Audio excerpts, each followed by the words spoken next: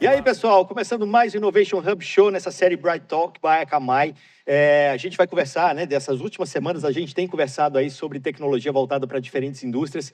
E a de agora a gente vai falar sobre turismo. Quando fala de turismo, infraestrutura e como buscar passagens, como buscar hotéis, sempre tem aqueles mitos, né? Será que eu tenho que olhar uma passagem de madrugada para conseguir comprar conseguir encontrar um preço mais barato? Tem uma janela de tempo para eu poder buscar? Mas mais que isso, eu acho que os preços são super dinâmicos, né? E quando você trabalha com coisas dinâmicas, preços dinâmicos, você tem que ter uma infraestrutura muito forte e muito on time, assim, para você poder não pegar as brechas, né? De repente você vai dar um preço e de repente aquele preço não existe mais porque alguém acabou de comprar. Assim, é muita infraestrutura, muita tecnologia por trás para fazer com que isso aconteça da melhor maneira. Vamos entender mais sobre isso agora, ó, com gente que sabe do assunto. A gente tem aqui o Fábio Esteves, que é CIO do Grupo Tauá Hotéis. Prazer ter você conosco, Fábio. Obrigado pelo convite, prazer é todo meu. E aqui também o Daniel Topper, que é CEO do Zarpo Viagens. Também prazer ter você conosco, Daniel. Obrigado pelo convite, é um prazer meu. E na ponta da mesa ali o Fernando Certo, que é Field CTO Latam da Akamai. Também conhece bastante de tecnologia, né, Fernando? Prazer também ter você conosco. O prazer é meu. Eu acho que eu vou começar por isso, assim, esses mitos que existem no mundo da tecnologia, né? Aliás, geral, né? No mundo das viagens. Tem essa coisa de hora certa para poder comprar passagem. É tudo muito dinâmico, né? Como funciona essa questão de precificação? Que eu acho que é uma curiosidade de todo mundo. Hoje no Grupo Tauá, a gente tem um time especializado em precificação. Então, como por ter alguns resorts, a gente acaba que faz uma análise muito mais de sazonalidade. Acho que tem muito mito, porque as pessoas se baseiam muito em flutuação tarifária, de aéreo. Mas na hotelaria, de verdade, a gente ainda não... Encheu, ficou caro. Encheu, ficou caro. É um pouco disso que a gente faz na hotelaria. E também muito pela época, né? Em tempos de feriado, a gente acaba aumentando um pouco o preço. Mas a gente não tem esse mito que que as pessoas têm que entrar de madrugada, pelo menos no Grupo Tauá, né? Vai contar um pouco pra gente aqui.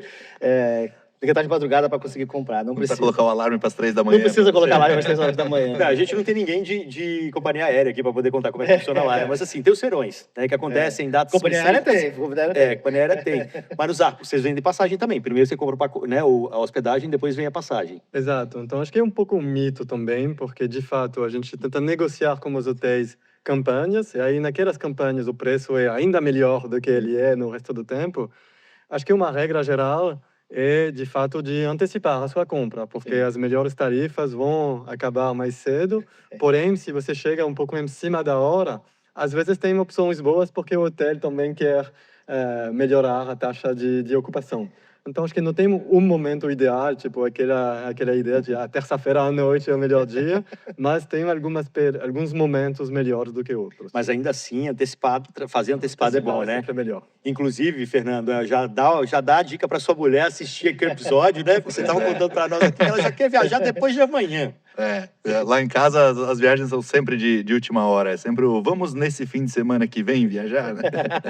Boa.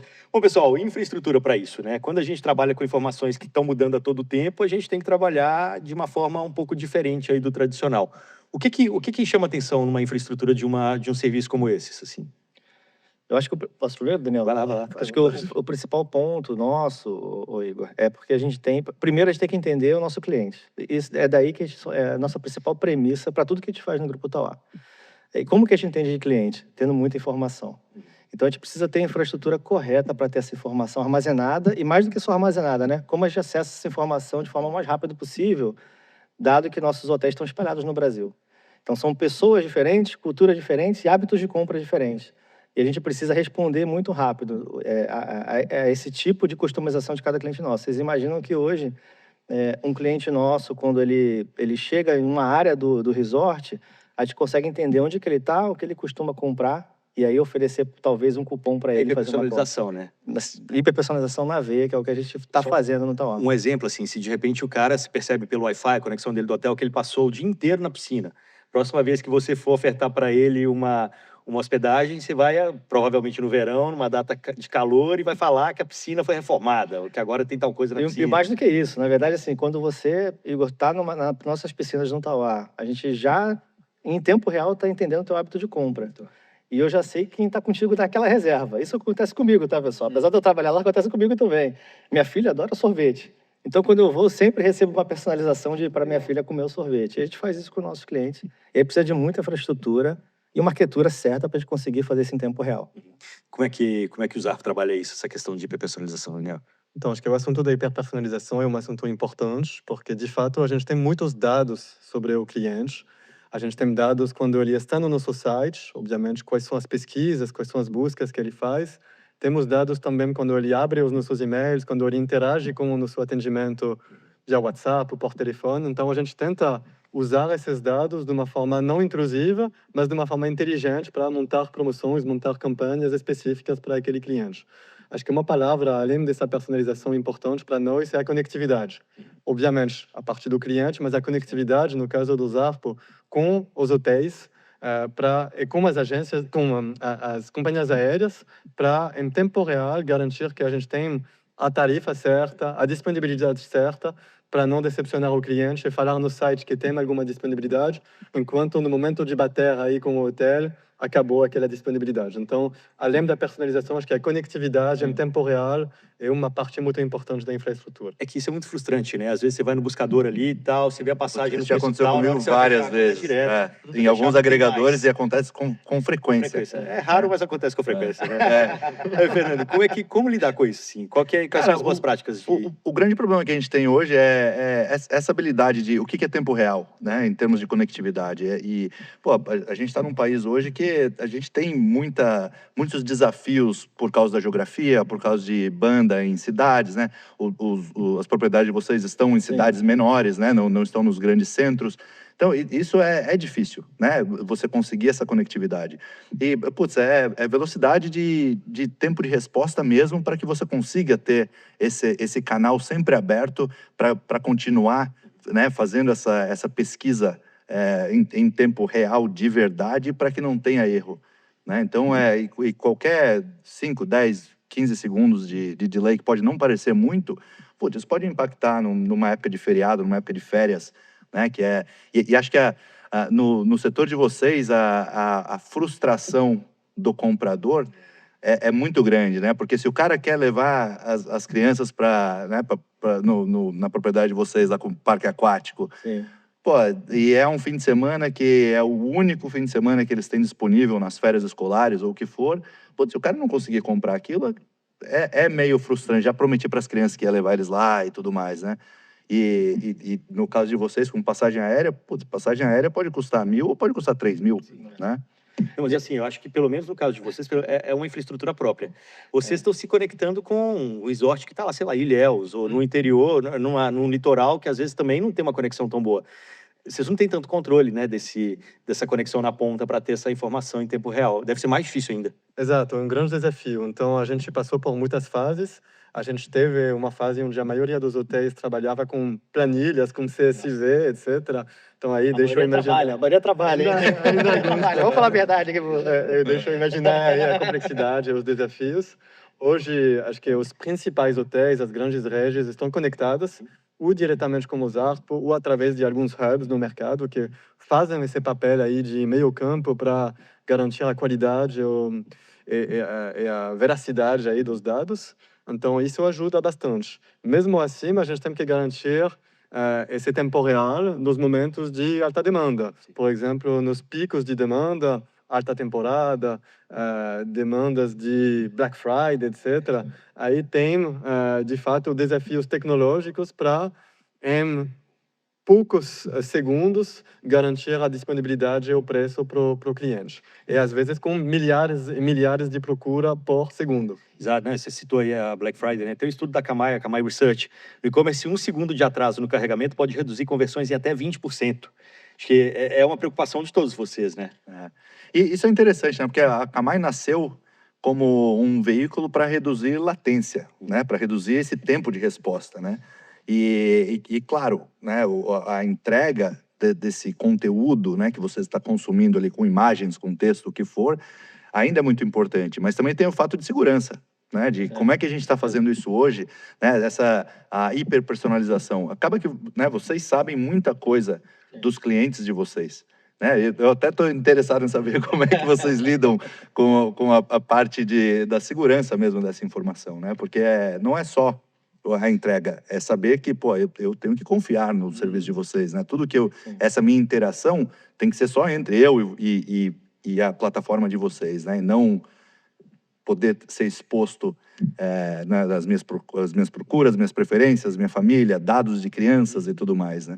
Você trouxe um ponto interessante, Fernando, que eu agora estou na hotelaria, estou adorando, mas minha vida foi o varejo, né? Então, eu fui diretor do Carrefour e diretor de digital do Carrefour há pouco tempo. E a gente usava a Camai. A gente tinha em torno de, por dia, 5 milhões de acessos no nosso site. Então, era um negócio absurdo. E a gente, como o volume era muito grande, eu entendo que você está falando super, super bem, Fernando. A diferença que faz você ter realmente uma estrutura. No nosso caso lá, a gente usava a Camai para algumas coisas, né? Para um pouco do que você está comentando, de CDN, né? Como que a gente cacheia as coisas. Mas principalmente para proteger nosso site, porque você imagina, 5 milhões de pessoas acessando ao mesmo tempo e querendo comprar, você tem que conseguir vender. Então, é muito importante que a gente tenha esse olhar do que a gente está usando de ferramenta para proteger o dado do cliente também. Certo. Acho que da mesma forma que a tecnologia podia ajudar os ofensores, os ataques, a gente usa a tecnologia para se proteger. Então, a gente usa várias camadas de tecnologia para identificar conexões potencialmente fraudulosas. Então, dependendo do IP da pessoa, dependendo de vários parâmetros, a gente consegue bloquear ou não o acesso ao site.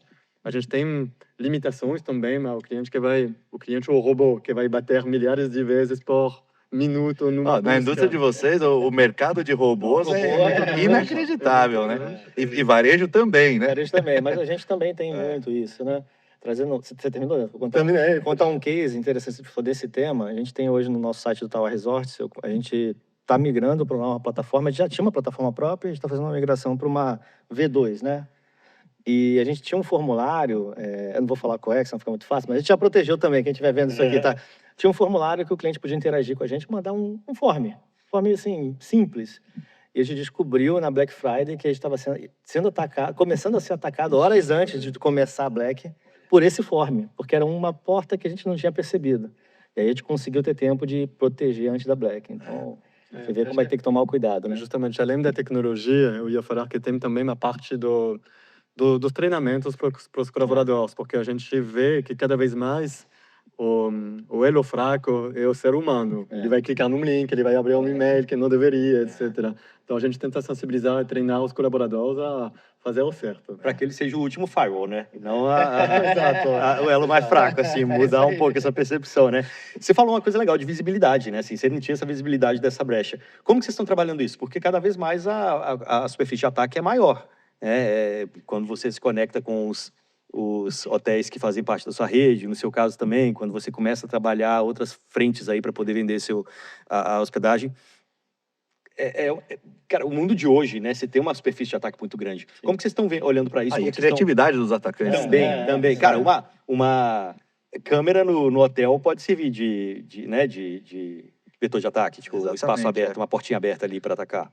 Acho que isso é um trabalho contínuo, tá? Eu que, de novo, né, trazendo o exemplo do varejo que eu vivi antes, vivi o estado, acho que o estado da arte, porque tinha muito investimento. Então, a gente tinha o Red Team com 50 pessoas, tinha o Blue Team com 50 pessoas, tinha parceiros muito grandes para nos apoiar.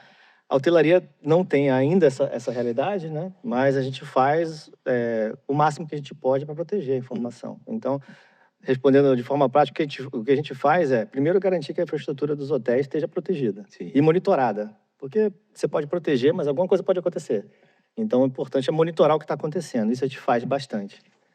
E segundo, onde eu tenho dado de consumidor, dados dos nossos clientes, eu também uso parceiro, que é um parceiro top de mercado, que é a Salesforce. Então, todo dado, toda informação está lá dentro. E o que transita entre as plataformas de dados de cliente para a Salesforce, isso está muito bem protegido. Né? Mas, de novo, vigilância constante, porque tem que monitorar, né? Você nunca sabe o que pode acontecer. Esse é um ponto muito importante para a Camai, né? Com certeza. Eu acho que o entender quando o comportamento muda, né? Eu acho que é uma das coisas que eu vejo muito problema em termos de gaps de segurança, né? Que é putz, fizemos isso, estamos protegidos, né? Não, está protegido o que você sabe hoje, né? E essa constante adaptação do que é novo, né? Você falou de uma interação com um form. Putz, até você pensar que aquilo pode ser um vetor de ataque, Você não tem como segurar aquilo, né? Colocar segurança ao redor daquilo. Então, é uma coisa que a gente tem trabalhado muito com clientes nossos. Você pensar em segurança de APIs, por exemplo. Toda essa comunicação que vocês têm com empresas aéreas, hoje a grande maioria disso é feita por API, né? Ainda deve existir vai lá, faz o download de um arquivo, né? Você falou dos CSVs e tudo mais, mas está mudando, né? No outro lado, eles estão abrindo APIs para que vocês possam se conectar, e do teu lado você está abrindo APIs para que os teus clientes consigam se conectar, né? E isso é uma coisa que a gente vê bastante, essa mudança e essa falta de entendimento do comportamento correto, legítimo, e o que poderia ser escondido nesse volume gigante de tráfego, que poderia ser tráfego malicioso, né? Exato. Aliás, tem uma coisa curiosa, assim, de vocês dois, né? Quando a gente pensa no mercado de turismo, eu, pelo menos, assim, com o pouco que eu sei, você pensa em Amadeus né, como uma base né, a principal plataforma para venda de passagem aérea, e você pensa em Booking. Não tem como não pensar em Booking, né? Que manda no mundo inteiro. E vocês escolheram fazer plataformas específicas, né? Vocês têm suas próprias áreas aí, vocês criaram os seus site, suas formas de vender. Hoje você falou que 90% de todas as hospedagens do Tauá são feitas na plataforma própria. O WhatsApp é agora bombando com quase 10%. Vocês também do Zarpo, né, acabaram migrando para uma plataforma, desenvolvendo uma plataforma própria. Por que vocês optaram por fazer isso no mercado que é dominado por plataformas globais, assim, né? No caso do Zarpo, acho que para atender o nosso modelo, que é o nosso modelo próprio, com curadoria, com preço, com atendimento mais personalizado, não tinha melhor opção do que desenvolver a nossa plataforma própria. Eu falo isso, mas a gente viveu mais de 10 anos no Zarpo como uma plataforma do mercado. A gente criou muitas gambiarras, muitas camadas em cima dessa plataforma do mercado. Customizações. Politicamente. Eu gostei que ele falou a verdade. Customizações dessa plataforma do mercado. E aí a gente chegou num ponto onde as customizações eram customizadas demais de novo. E aí a gente pensou, bom, vamos fazer do zero algo que vai realmente nos levar para o próximo capítulo de crescimento. A gente trabalhou durante 2 anos em paralelo do nosso dia a dia, na nossa plataforma legada, para construir uma plataforma nova, até apertar o botão, fazer essa migração no final do ano passado. E hoje, acho que realmente a gente está muito, muito animados de estar numa plataforma própria, onde a gente tem o domínio total sobre o que está, não o que está acontecendo, mas sobre a roadmap, sobre o que a gente vai querer construir. E hoje o sky is the limit, a gente não tem nenhuma restrição ligada à tecnologia, o que dá às vezes um certo susto, porque você fala, bom, agora a gente vai ter que priorizar ainda mais, mas acho que foi a escolha certa no nosso momento da nossa história de falar, ok, acho que a gente chegou até onde a gente podia chegar na plataforma ligada, mas agora para ir além a gente vai precisar construir uma coisa própria. E eu só fico pensando assim, o desespero que é o momento de apertar o botão. Qual a sua lembrança desse momento? Da virada de chave ali para nós? Algumas noites sem dormir antes, depois... Algumas depois. Mas a gente preparou isso muito, obviamente. A gente fez alguns testes antes de apertar o botão. E no momento de apertar o botão, a gente tinha também reduzido um pouco de investimentos, etc., para ter um pouco menos de fluxo no site. E deu tudo certo, deu realmente tudo certo, parece incrível. Obviamente, a gente teve algumas surpresinhas, mas nada crítico. Então, acho que esse momento de apertar o botão foi um momento muito feliz. Essa parte de customização, eu acho que é um assunto interessante, porque eu vi acontecer muito isso, né, com clientes da Akamai também, de você começa a criar o seu monstrinho ali, mas que tem a plataforma em si não é sua, né? Então a parte de documentação, a parte de transferência de skills e conhecimento do que aquilo faz, você começa a perder, né? Você tem 100 customizações diferentes, você não vai ter o mesmo nível de disciplina de todo o time que está trabalhando nessas customizações para conseguir documentar tudo e ter certeza que não tem esse problema, né? Isso é uma das coisas que a gente tem tentado convencer muitos clientes que já estão na plataforma há muito tempo de, pô, para de criar regra sua, para de, né, deixa que a gente ajuda, a gente já tem um widget que você aperta um botão e liga essa função sem você ter que fazer isso, né? Isso é uma coisa que não sei se foi um dos drivers para vocês de investir em plataforma própria, mas é uma coisa que eu vejo bastante no mundo da segurança, né? Você perder o controle do conhecimento de como aquilo funciona. No nosso caso, no Grupo Tauá, a gente tomar essa decisão de construir uma plataforma interna foi muito mais no sentido de um projeto maior, de entender o consumidor de novo e conseguir estar em todos os canais. A gente estava conversando disso mais cedo, né, Daniel? A gente está construindo plataformas digitais, mas a gente, na verdade, quer estar em todos os canais. Se você quer ligar para a gente para comprar, a gente também vai ter essa opção. Óbvio, por trás, com todo o digital apoiando o time que vende. Então, a gente tinha um projeto maior de conversar com o consumidor e ter uma melhor jornada possível nos canais que ele usa. E aí, parte desses canais, você comentou, a gente construiu um agente de vendas e lançou agora em janeiro, já é 10% do share digital. WhatsApp. WhatsApp. Já tem a plaquinha de funcionário do mês? Já tá, esse projeto está com funcionário dos 3 anos, né? Porque já está vendendo mais de 2 milhões de reais por mês. Assim. Então, é um negócio super relevante para a gente. E o canal do nosso e-commerce, nosso canal de venda digital, também era, esse sim, 60%, 70% da nossa venda. Então, era um canal super importante e que a gente usava, como o Daniel, sem falar mal dos terceiros, né? Mas a gente sempre usou.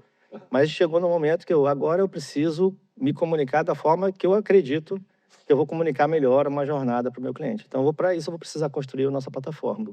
E aí a gente tomou a decisão de construir uma spin-off dentro do Tauá, que chama o Trip. E o objetivo é ter um produto que abrangesse toda a jornada digital, inclusive a parte de meio de pagamentos, que é o que a gente está lançando agora dentro do próprio Tauá.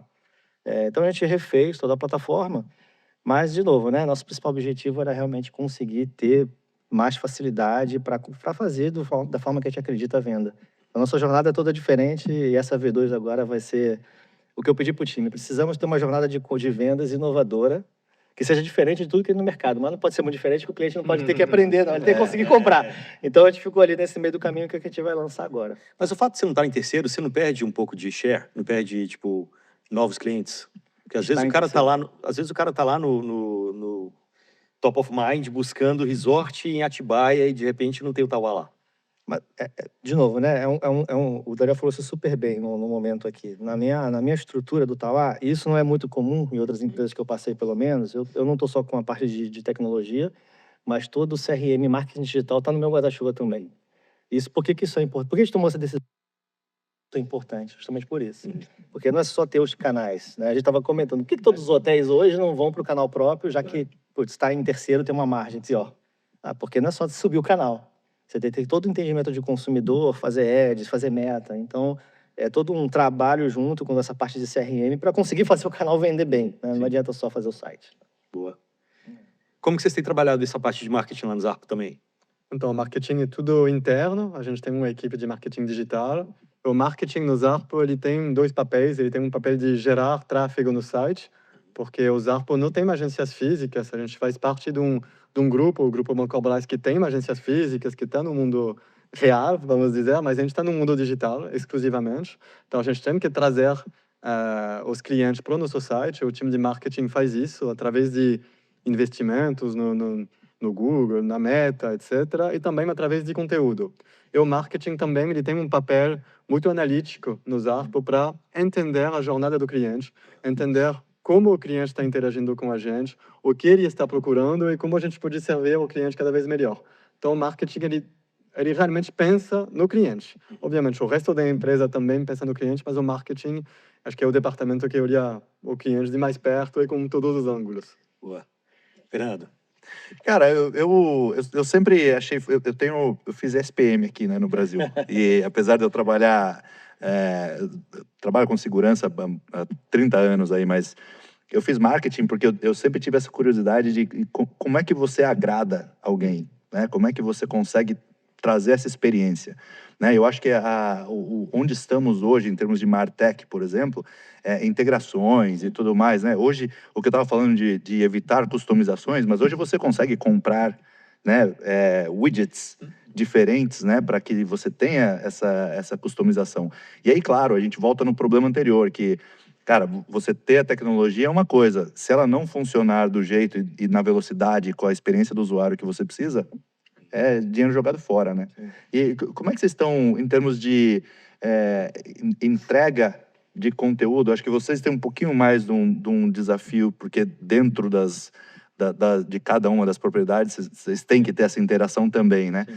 Mas em termos dessa entrega e a importância dessa velocidade de retorno para o cliente final, né? Eu falei um pouquinho no caso dos parceiros e tudo mais. Como é que vocês estão analisando isso e o quanto que isso faz ter um impacto na decisão final da compra, né? Do cliente final? É muito boa essa pergunta, porque a gente tenta analisar isso de cada vez mais perto, especificamente a jornada do cliente, porque a gente vende um produto, um serviço com um ticket de mais de R$ 5.000, em média. Então, o cliente, obviamente, não faz aquela compra de uma maneira impulsiva. Ah, eu recebi um e-mail, vou comprar, já era. Infelizmente, não é tão simples. Depende do que acontecer. Já fiz umas compras impulsivas, assim, nesse Mesmo sentido. assim, temos que Você não conheceu minha esposa ainda. A gente gosta desse mas mesmo assim, tem que escolher as datas, os quartos, e dependendo da idade das crianças, etc. Então, é aquela compra um pouco mais complexa do que comprar apenas um produto. E a gente justamente tenta analisar essa jornada de compra através de todos os touch points que a gente tem com o cliente. Ele começa com uma navegação no site, mas tem também a ver com uma interação do cliente com o e-mail. A gente manda muitos e-mails para os nossos clientes, cada vez super segmentados, esses e-mails, dependendo das suas interações, dependendo de onde você acessa o site, etc., você vai receber e-mails mais segmentados. E olhando as suas interações com o e-mail, com o site, com a busca no site, com o atendimento de vez em quando, aí a gente vai, com as nossas ferramentas de BI, entender o que você está procurando e tentar destacar esses E aí produtos vem as na sua recomendações. frente. Então, vem essas recomendações baseado no conteúdo do marketing e nas suas interações como cliente com o nosso conteúdo. Sim. Então, não dá sempre certo, obviamente. Às vezes a gente erra, a gente acredita que você vai viajar para o interior enquanto você está querendo ir para o Nordeste, mas a gente tenta acertar. E a gente quer acertar cada vez mais justamente com essa nova plataforma. Então, mas eu estava pensando exatamente isso, assim, a nova plataforma trouxe ganhos de performance, vocês estão falando aí, na independência e tal, mas teve algum trade-off? Teve alguma coisa que falou, putz, não, isso aqui tá bom, vamos aceitar essa história aqui, mas é porque eu estou tendo vários ganhos do lado de cá. Tem alguma coisa, assim, que vocês identificam como sendo um trade-off nessa mudança? Acho que no caso do Tauá, a gente tomou a decisão de construir uma spin-off que depois ela vai para o mercado B2B, né? A gente pode falar daqui a pouco sobre isso. E o grande ponto nosso é que é um investimento relevante, né? Que você tem um time de algumas dezenas de pessoas, ou 5 ou 10 pessoas, é um investimento, dependendo do tamanho da empresa. Então, acho que e você tem uma curva de aprendizado de construção de plataforma. E a plataforma vai para o ar, tem uma curva dela estar sempre rodando do jeito que a gente precisa que rode. Então, eu acho que o principal trade-off é você entender esse tempo. Tempo e investimento que precisa para a sua plataforma estar performando. Só que depois que performa, se vale, pelo menos no nosso caso, eu acredito que valeu super a pena. Tá? E aí eu acho que convenceu o board todo também de esperar esse tempo, né? Porque você mudou tipo, quase que o modelo de negócio, assim. A forma de vender mudou completamente.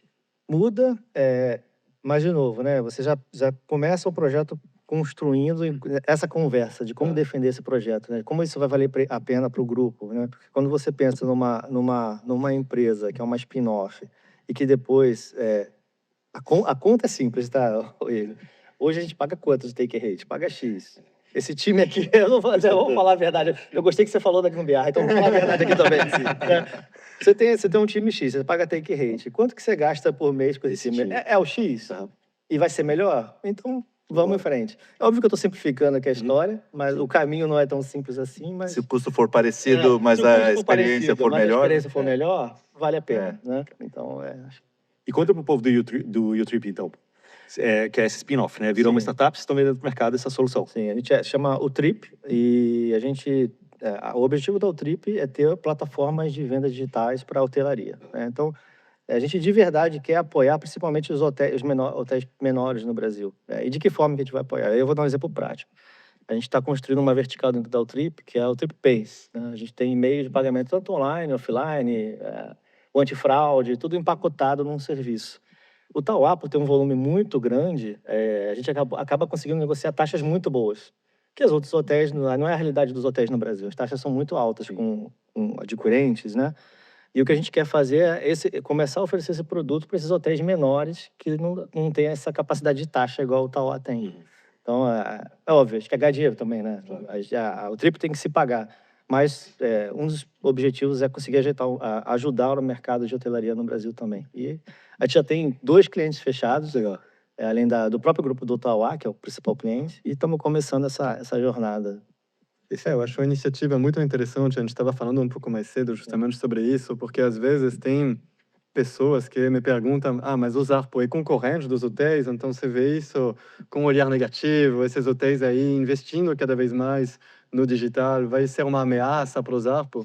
Mas no nosso caso, não. A gente vê isso como uma complementaridade. O Zarpo é parceiro dos hotéis. A gente tem acordos diretos com todos os hotéis com quem a gente trabalha hoje. E o fato dos hotéis investirem mais em tecnologia, acho que valoriza o nosso know-how, o nosso trabalho, porque a gente vê muitos casos de hotéis falando: agora vou investir muito pesado online e vou fazer igual o que o Zarpo está fazendo. Mas para a maioria dos hotéis isso é muito difícil, porque a gente tem 15 anos de experiência, de investimentos, de erros, de acertos. E, obviamente, o hotel fala: legal, vou desenvolver o meu canal próprio, mas vou também apostar em alguns parceiros que têm esse know-how.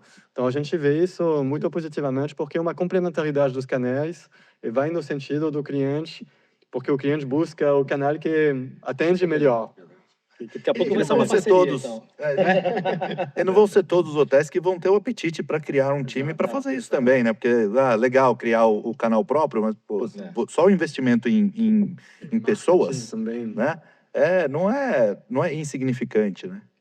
Não é. E quando a gente vai para atendimento de WhatsApp, né? Você tem a Aurora, né? A gente não falou o nome dela ainda, mas a atendente lá é a Aurora do WhatsApp, que já vende, funcionária do mês aí. Já surgiram situações inusitadas, tá? Como foi até treinar o atendimento para acabar com as Eu alucinações? estou interessado em tentativas de fraude usando a Aurora.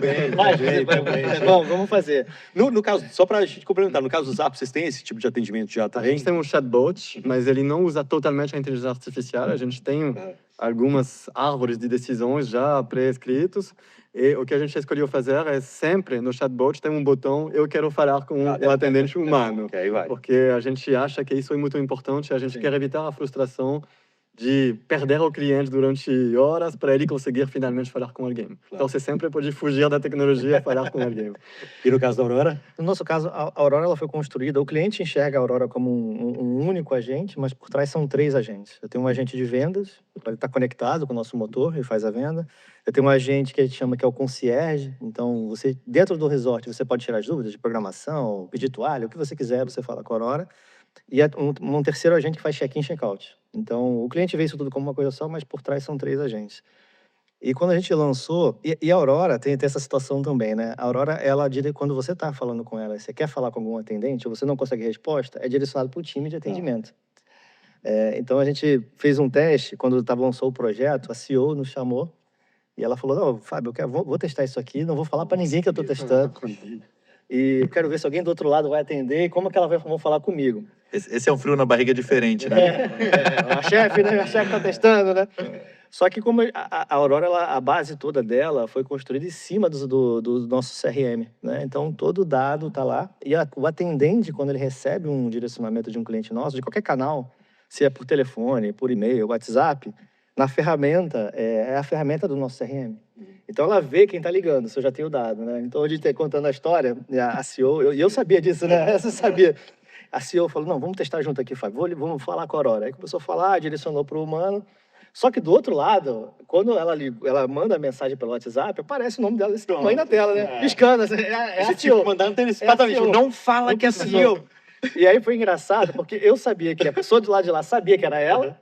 Eu fingi que não. E eu sabia. Mas ela não sabia que ele Mas ela sabia. não sabia que ele sabia. Agora ela sabe. E a atendente... Não, depois eu contei, né?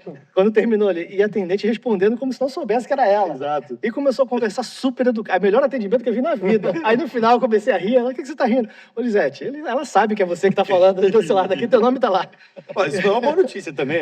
Tipo, tá Então funcionando funciona, bem, não. que eu inclusive sei que era você. Sei que era você. Então, no nosso caso da Aurora, a gente respondeu. Esse é um case engraçado que aconteceu com a gente. Mas a gente faz essa questão toda da venda, que vamos testar segurança juntos, então. Mas também nosso time de atendimento tem acesso à ferramenta. Então a gente consegue hoje entender quem está ligando para lá, quem está mandando e-mail, quem está mandando WhatsApp. Muito bom. Entendeu? No caso do Zarpo, assim, o mercado de turismo é muito agressivo, é muito competitivo, né? qual que é o... Como vocês estão agora com a plataforma, o céu é o limite, mas qual que é o roadmap aí? O que que dá para esperar? Assim, o que que vocês pensam em fazer numa plataforma como essa? Tá, temos muitas coisas para fazer, obviamente. A gente tem um grande pilar que é a expansão do nosso catálogo. Hoje, o Zarpo, por ser um modelo de curadoria, trabalha com cerca de 600 hotéis. A gente vai dobrar esse catálogo nos próximos 12 meses. E isso, a tecnologia nos ajudou a escalar justamente a quantidade de hotéis conectados. E, obviamente, isso quer dizer mais destinos, mais opções para o consumidor, mantendo o nosso padrão de qualidade. A gente tem um segundo pilar que é melhorar a experiência do cliente no site. Você perguntou um pouco mais cedo sobre os trade-offs aí no momento da migração.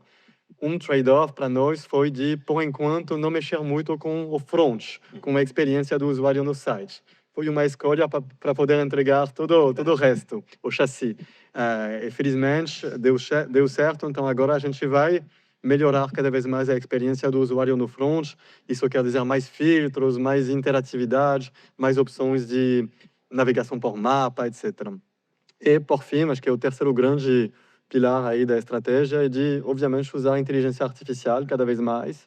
A gente está usando a inteligência artificial para melhorar as interações com o cliente, então, para entender cada vez mais rapidamente o que o cliente está procurando e também para melhorar a qualidade do nosso conteúdo. Então, a inteligência artificial nos ajuda a produzir esse conteúdo e nos ajuda a escalar justamente o nosso catálogo e as nossas opções para o cliente. Boa. Fernando, o que que você tem visto de erros e acertos aí na adoção de inteligência artificial nos projetos de Ele tá clientes? mexendo na Aurora ali embaixo. Só para ver se... Quer ver se dá certo. Mandei o link para minha esposa aqui. Cara, a inteligência artificial tem sido interessantíssima, né? Porque eu acho que para a maioria das pessoas a experiência é um chat GPT da vida, né? E, então não é uma coisa super contextualizada para aquele caso, né? E o que a gente está vendo bastante é o uso né, partes de serviços que já existem, né? Que eu vou chamar de público, só coisas que consumidor final tem acesso, e coisas que são suas, né? A lógica e como você treinou a inteligência artificial e tudo mais, que é como você quer que funcione e como você quer que trate os seus clientes, né? Mas uma coisa que a gente está vendo bastante é o caso de jailbreak, por exemplo, que alguém, né, a partir de um canal, de um chatbot, conseguir injetar um prompt que vai fazer essa IA extrair dados que não deveriam ser entregues para aquela pessoa, né? Pô, sei lá, me passa o meu nome e meu endereço que eu esqueci. Né? Coisa, lógico, exemplo super básico, né? E isso é uma das coisas que a Akamai acabou de lançar um serviço que a gente chama de Firewall for AI, né? Que é um firewall exatamente para fazer essa análise de entrada e saída. Porque até hoje, ou até, né, um passado não tão distante, a nossa maior preocupação era proteger borda, né? Era proteger, eu falei de segurança de API agora há pouco, proteger, né, pontos de possível entrada para um ataque dentro daquele ambiente. E hoje é diferente. Hoje o agente que você tem que convencer a te passar essas informações é igual eu ligar para alguém dentro da empresa e falar, cara, me ajuda a achar uma senha de alguma coisa aí de operação, né? Só que às vezes o chatbot, a IA não é tão inteligente assim. Exatamente. E cara, a engenharia, né, de prompts é uma coisa que eu acho que no mundo da segurança, a segurança ofensiva não teria tanto sucesso se os atacantes não entendessem bastante de engenharia social, né? Só que hoje você está tentando fazer uma engenharia social contra uma máquina. Cara, né? isso é muito legal mesmo, assim. É igual aquela no começo do chat GPT, né? Tipo, eu não posso te dar o link para você poder baixar tal coisa. Tá bom, então quais os links que eu não posso acessar? Né? Tipo, é aquela coisa. E a gente vê muito isso na segurança hoje em dia, né? O uso de LLMs, né? Para ajudar a construir campanhas de ataque, né? Seja de phishing bem segmentado ou bem específico, né? Me ajudar a escrever código malicioso, coisas assim, que são uso de plataformas públicas e você tem que, né, fazer a sua engenharia social para conseguir Exato. ter. Não, tem um outro, assim, tem uma empresa que está desenvolvendo o chatbot, uma inteligência artificial para atendimento ali, que é uma empresa de releases, da minha área de comunicação, né? E aí, assim, eu falei para o desenvolvedor, eu falei, cara, seria incrível se eu pudesse saber quem se eu perguntar, tipo, quem que está atendendo hoje a Akamai? quem é a assessoria de imprensa do Zarp? E ela falou, não, eu não posso porque eu tenho NDA com essas empresas, não posso falar quem é. Mas se você, vou te contar aqui, mas se você perguntar quem que foi que disparou o último release, ela vai te contar. Exatamente. Sabe assim? É uma maneira de você driblar a própria inteligência artificial. É verdade, eu nunca tinha parado pra Isso pensar é uma como um coisa que, problema né, para uma hoje. empresa como a Camai, por exemplo, que a gente, cara, a gente analisa tráfego, a gente analisa payload de request de um device para um outro, né? Então, para hoje a gente tem que entender linguagem usando outro LLM para saber se aquilo é uma tentativa de exploração na IA em si. Nossa, mas se antes você já tinha toda a superfície, encontrar toda a brecha, qual a porta que estava aberta, agora você tem que saber também se a IA está respondendo coisa que não devia. Exatamente. É né? isso aí. É isso aí. Ficou complexo. Esse é um ponto interessantíssimo dessa evolução de segurança, né? Se você pensar historicamente, eu acho que a gente teve muitos exemplos desses, né? Eu acho que a IA em si, ou essa conversa, né, que você tem com uma máquina, eu acho que é uma coisa que a disseminação disso eu nunca vi coisa igual nos meus 30 anos aí de segurança, né? Mas a gente sempre teve isso. Quando começamos a usar a API, era a mesma coisa, né? Então, pô, quem consegue entender a estrutura de uma API consegue achar um jeito de injetar um ataque naquilo, né? E hoje a diferença é que o cara que está engenhando esse ataque não precisa saber código nenhum. Ele só precisa ser bom de lábia. E hoje pode ser até pior, porque eu também estava conversando isso, a gente, né, pessoal, de que todo mundo acha que consegue colocar nas empresas IA fácil. Exatamente. E tem uma pressão de toda a liderança, né? Eu estou me colocando nessa pressão também, mas tem uma pressão de toda a liderança de que o time tem que ter a cultura IA, você tem que usar. Só que se todo mundo usa, quem usa talvez não saiba isso que a gente está conversando aqui agora. E aí libera dado da empresa de uma forma até mais fácil do que no passado, né? Porque ninguém no passado, de propósito, iria mandar um e-mail com um dado da empresa. Hoje, talvez faça. Sabe que eu estive na Black Hat, né? A conferência de segurança no ano passado, em agosto, em Vegas. E as 3 palestras mais interessantes que eu vi era de como explorar IA. Legal. E, cara, não tem nada de código. É você lábia de fazendo fato. as perguntas certas, né? Acho que tem muito a ver com a necessidade de definir algumas regras, algumas melhores práticas no nível de cada empresa. De fato, a gente estava falando um pouco mais cedo dessas reuniões por videoconferência. Às vezes você entra e tem mais ferramentas de anotações do que pessoas. Do que pessoas reais. Onde vai esse conteúdo, onde ele fica armazenado, etc. Então, mais uma brecha potencial. Então, pensa, normalmente são reuniões onde, às vezes, as podem conversas ser são estratégicas. Eu fecho tudo, eu já falei, eu fecho tudo. Exatamente. Bom, pessoal, a conversa está chegando ao fim, mas tem mais algum ponto que vocês gostariam de trazer? Alguma questão aí que, de repente, vocês pensarem em falar e não abordamos? Acho que eu trazer um pouco do que a gente pensa no Tauá como... Às vezes a gente fala do propósito. As empresas falam do propósito, geralmente o propósito é um negócio escrito na parede, né? Mas no nosso caso lá, a gente vive o propósito mesmo. E aí acabou uma pergunta que você fez no meio do caminho que eu acabei não falando. Nosso propósito no Tauá é fazer pessoas felizes. Parece um negócio bonitinho, né? Mas o que isso quer dizer por trás? É de verdade conseguir atender bem os nossos hóspedes de ponta a ponta. Então você tem todo esse... A gente está conversando muito aqui da ponta da venda, no meu caso, do Tauá. Mas o meu serviço ali só está começando, né? Nosso serviço continua quando o hóspede está no hotel. Então, como usar toda essa tecnologia que a gente está conversando, toda essa infraestrutura, para conseguir também atender o cliente bem no hotel. E mais, né? O Tauá, o Atibaia, por exemplo, 50% da nossa venda é corporativa, é evento. Então, um cliente de eventos nosso, ele paga 100 mil, 200, 300, 400 mil para ter um link de internet dedicado para ele, em um evento. Então, isso tem que funcionar bem, né? Não, e a experiência tem que ser boa para voltarem, né? Para voltar. Para que seja um evento anual, né? Para ser um evento anual. Então, são 2.000 pessoas embaixo de uma antena. Essa antena tem que ser a mais top que existe no mercado. Eu acho que complementar isso, né? Essa visão de que a tecnologia e os serviços, eu acho que é muito meio. Agora, a gente tem que conseguir atender o cliente realmente de ponta a ponta. O máximo possível. Óbvio que sempre a gente vai estar buscando melhorar. Mas o que a gente conseguir atender nessa jornada tem que ser feito. Pelo menos no Tauá, a gente faz. Boa. Daniel, uma última mensagem, pessoal. Acho que a gente falou muito do impacto das mudanças em geral, IA, plataformas, tecnologias, sobre os clientes, sobre o ecossistema. Mas acho que quero falar dos colaboradores. Acho que eles são uma parte muito importante aí dessas evoluções, desses impactos. E acho que no nosso caso, no Zarp, essa migração de sistemas foi também uma migração de cultura. onde a tecnologia estava internamente visto com algo com limitações, algo com para resolver problemas, para resolver bugs. E hoje, desde essa migração, a gente vê a tecnologia, vê o time de tecnologia como a frente realmente da mudança e da evolução. Então, acho que a evolução cultural e o impacto dos colaboradores nessas mudanças é muito importante. Tá? Então, acho que é um grande desafio que a gente tem também nas empresas e de ter todo mundo remando na mesma direção. Perfeito.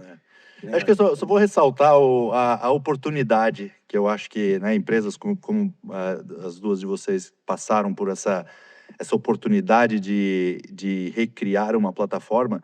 Eu acho que em termos de segurança, isso é uma coisa que abre portas para a empresa reavaliar o que tem, como as coisas são feitas e poder inserir segurança no processo inteiro, né? Que eu acho que o mercado hoteleiro, quantos anos tem, né? Se você pensar em tecnologias que existem há décadas, tem muito hotel, muita empresa aérea que ainda está usando tecnologia de 10, 15, 20 anos atrás, né? Então, essa é uma oportunidade que, putz, vamos investir numa plataforma nova, essa é a nossa oportunidade para revisitar tudo que existe sobre segurança, privacidade e tudo mais, né? Perfeito. Agora a melhor hora, o Fábio vai sortear o fim de semana. Brincadeira. É só usar o cupom. Só usar o cupom. Mas eu vou deixar o link do LinkedIn de todo mundo aqui do lado. Vocês podem entrar em Me manda contato também. mensagem. Manda mensagem. De repente, né? Vai que. Vai que manda. Pô, se fechar um evento com você de milhões, quem sabe? Opa, aí com certeza. Aí vai, né? Aí Boa. Pô, pessoal, fica o link do LinkedIn de todo mundo aqui do lado, pra vocês entrarem em contato, de repente trocarem mais ideia também, conhecer um pouco mais da infraestrutura e tirar algumas dúvidas que podem ter ficado aqui dessa conversa. Perfeito. Fábio Esteves, CIO do Grupo Tauá Hotéis, Daniel Topper, CEO do Zap Viagens e o Fernando Certo, Field CTO Latam da Akamai. Prazerzão, pessoal. Foi super divertido, super legal, super instrutivo também. Valeu. Obrigado. Obrigado, gente. E até semana que vem com mais Innovation Hub Show. Valeu. Até mais.